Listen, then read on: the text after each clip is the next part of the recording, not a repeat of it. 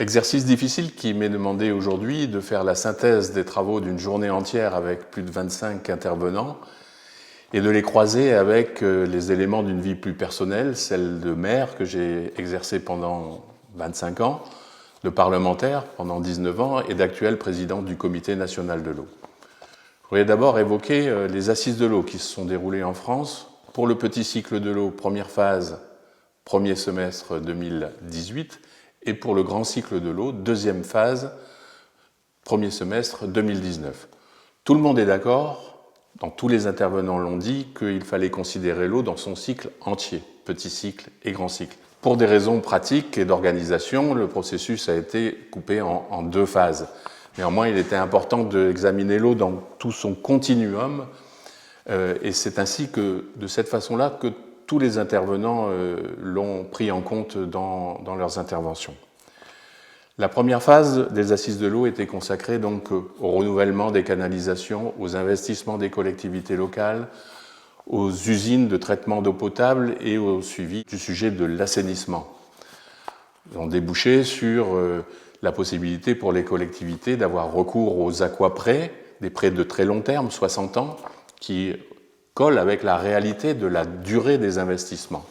Et comme beaucoup de ces investissements ont été réalisés dans les années 50 après-guerre, ils arrivent aujourd'hui à échéance et ont besoin d'être renouvelés.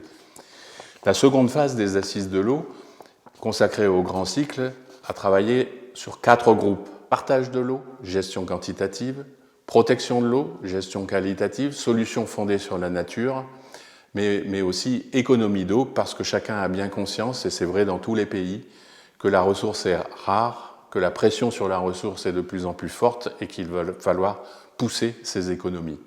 J'étais pour ma part chargé par Emmanuelle Wargon, la secrétaire d'État en charge du sujet de la deuxième phase, des sujets du gouvernance, de financement et des objectifs de développement durable. Les financements, ils viennent de l'argent versé, des redevances payées par les consommateurs individuels, les entreprises, les agriculteurs, et sont reversés par le biais des agences et de leurs politiques, des programmes qu'elles mettent en place à l'appui de schémas directeurs d'aménagement et de gestion de l'eau. La gouvernance, elle est exercée sur les territoires par les collectivités territoriales en fonction de leurs compétences, mais de plus en plus par des syndicats structurés qui portent également la question du grand cycle de l'eau, de la gestion de l'eau, de la protection des inondations et de la gestion des milieux aquatiques. Ces syndicats structurés, c'est l'avenir, à mon avis, demain, parce que c'est que dans ce cadre-là que l'on peut exercer la mise en place des schémas d'aménagement et de gestion de l'eau. La carte de France n'est pas complète à cet égard. Dans la France de l'Est, il y a beaucoup de territoires qui sont orphelins de sages. Il faut donc que demain, les politiques publiques, les acteurs publics des politiques de l'eau s'en emparent et puissent monter des programmes volontaristes sur le sujet de l'eau.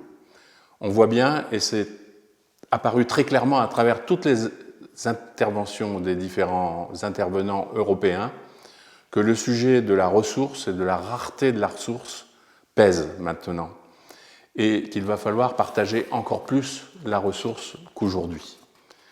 Le réchauffement climatique accentue ces phénomènes.